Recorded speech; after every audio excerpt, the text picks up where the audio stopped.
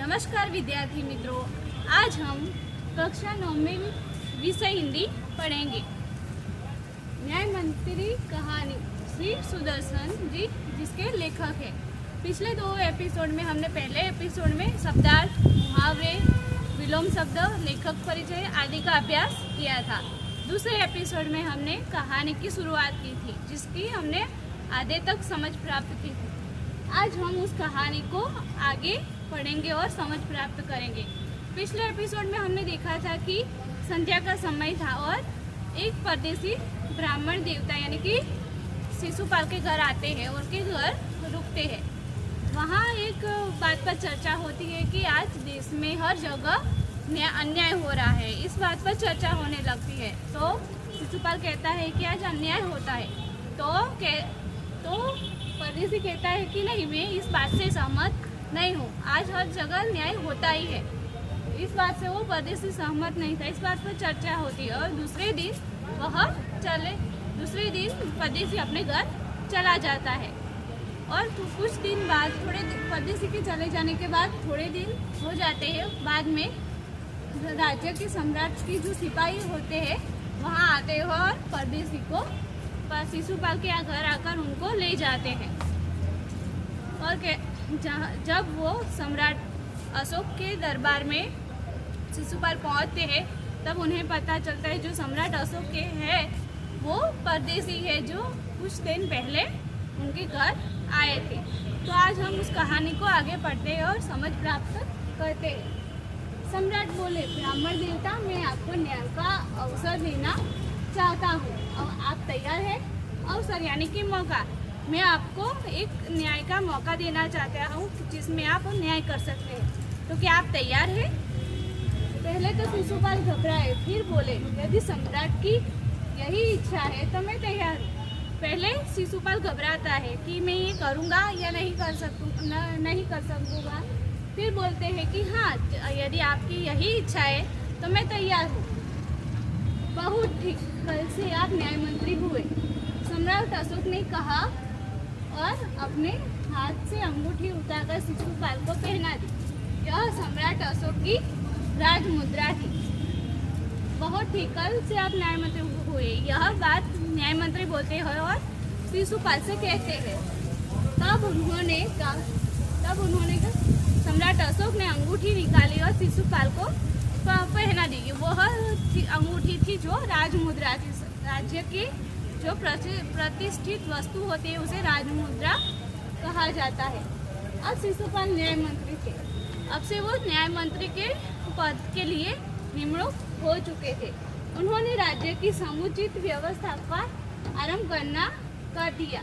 यानी समुचित यानी सुव्यवस्था, अच्छी व्यवस्था करना शुरू कर दिया था। उनके सुप्रबंध से राज्य में पूरी तरह शांति रहने लगी। यानी कि उनके अच्छे प्रबंध की वजह से राज्य में शांति का वातावरण हो चुका था। किसी को किसी प्रकार का भय नहीं था, किसी को भी किसी बात के लिए डर नहीं था कि कोई चोर आएगा या हमारे राज्य में ये हलबली मच जाएगी। इस बात का उन्हें कुछ भी डर नहीं था। लोग दरवाजे तक खुले छोड़ जाते थे।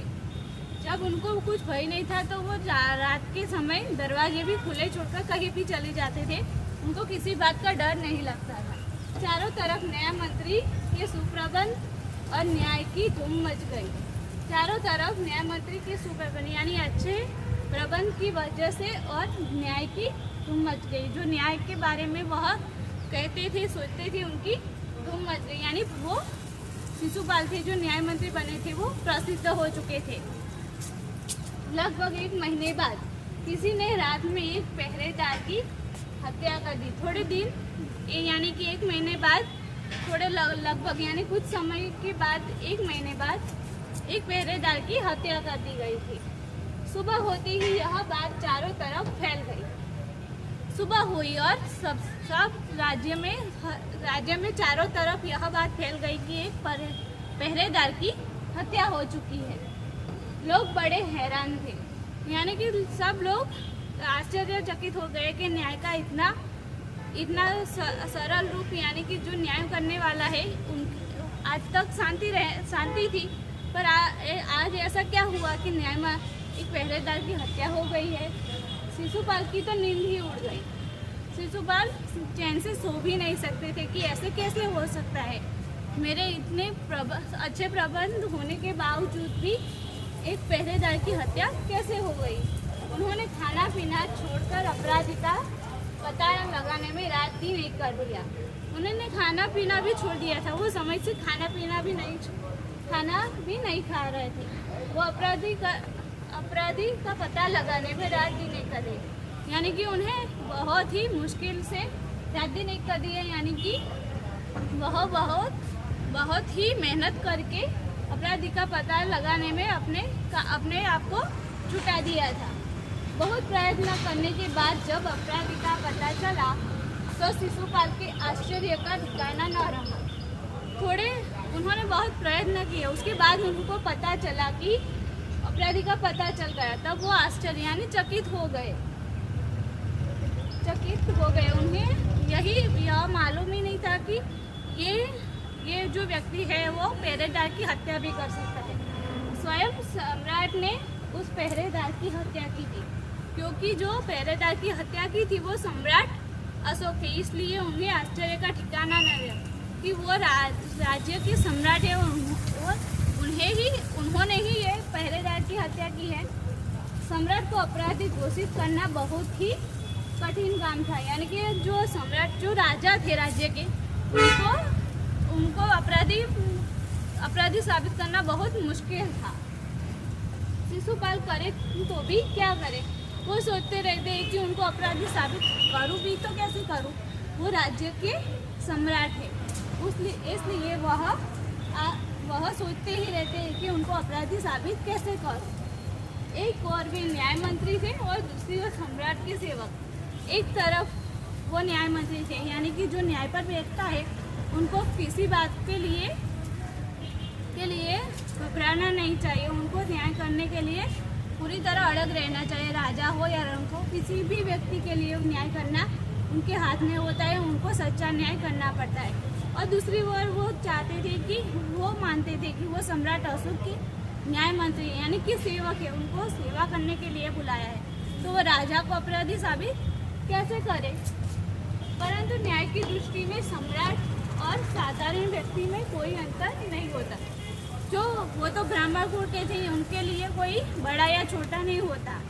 वो सबको एक समान मानते हैं। इसीलिए वो चाहते हैं कि सम्राट अशोक है वो भी एक मनुष्य ही है। जो अपराधी उनको उसके लिए दंड मिलना ही चाहिए। अगले दिन शिशुपाल दरबार में पहुंचे। दूसरे दिन शिशुपाल जो न्याय मंत्री थे वो सम्राट अशोक के राज दरबार में पहुंच गए। सम्राट अशोक सिंहासन पर बैठे हुए थे। आते ही उन्होंने शिशुपाल से पूछा, अपराधी का पता चला? वो सम्राट अशोक पूछते हैं कि शिशुपाल से पूछते हैं कि अपराधी का पता चल गया है?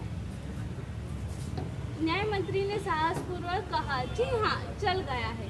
न्याय मंत्री सम्राट अशोक से कहते हैं कि हाँ, अपराधी का पता चल गया है, तो फिर उसे उपस्थित करो।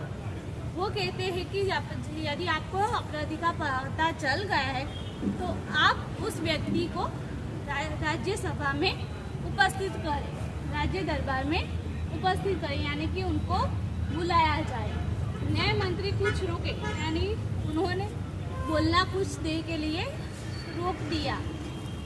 फिर अपने उच्च अधिकारी को संकेत करते हुए बोले, उच्च अधिकारी को संकेत करते यानी इशारा करते हुए बोले, हे धनवीर, इन्हें गिरफ्तार कर लो, मैं आज्ञा देता हूँ। वो सम्राट की ओर इशारा करते हुए बोलते हैं कि आप इन्हें गिरफ्तार कर लो, मैं आपको ये आज्ञा देता हूँ। न्याय मंत्री के पद पर बैठा हुआ और मैं आपको आज्ञा देता हूँ कि आप सम्राट अशोक को गिरफ्तार कर लो।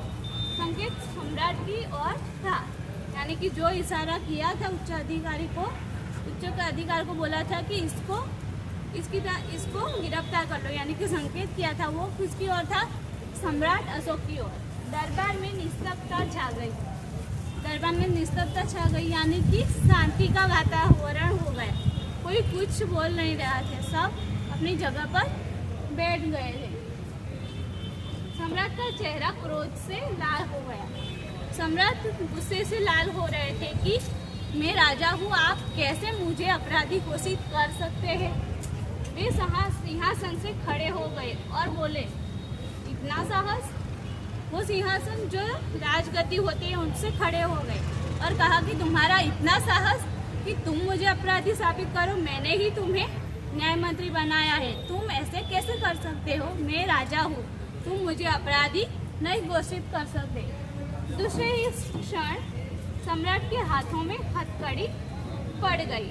सम्राट ने कुछ जो न्याय मंत्री थे, न्याय मंत्री यानी कि शिशुपाल थे, वो कुछ सुन रहे थे, कुछ भी सम्राट अशोक की बात सुन नहीं रहे थे। वो सिर्फ न्याय के लिए खड़े थे और उन्होंने कहा कि मैं कुछ नहीं सुनूंगा, आप एक अपराधी है, आपको सजा मिलेगी। उनके हाथों में हथकड़ी पहनाई गई, यानी कि सम्राट अशोक को हथकड़ी पहनाकर राज्य दरबार में से ले जाने की तैयारी हो गई थी। इसके आगे गद्य का अभ्यास हम आगे के एपिसोड में करेंगे कि जो शिशुपाल है वो न्याय कैसे करते हैं, आखिर में क्या होता है, राजा को अपराधी घोषित कर उनको क्या सजा दी जाती है, उनके बारे में हम अगले एपिसोड में देखेंगे। आपको आज जो गद्य चलाया गया है उसमें से आपको वाक्य ढूंढने हैं और वो कौन बोलता है और किससे कहता है वो आपको लिखना है। प्रस्तुत गद्य में से कौन कहता है और कौन सुनता है, विधान ढूंढकर लिखिए। इस गद्य में विधान है, यदि सम्राट की यही इच्छा है तो मैं तैयार हूँ। यह वाक्य कौन बोलता है, तो शिशुपाल बोलता है। और किससे कहता है, तो यह वाक्य कौन बोलता है, शिशुपाल बोलता है। किससे कहता है, तो सम्राट अशोक से। ऐसे इस गद्य में से आपको वाक्य ढूंढने हैं और कौन बोलता है और किससे कहता है वो आपको लिखना है। अस्तु।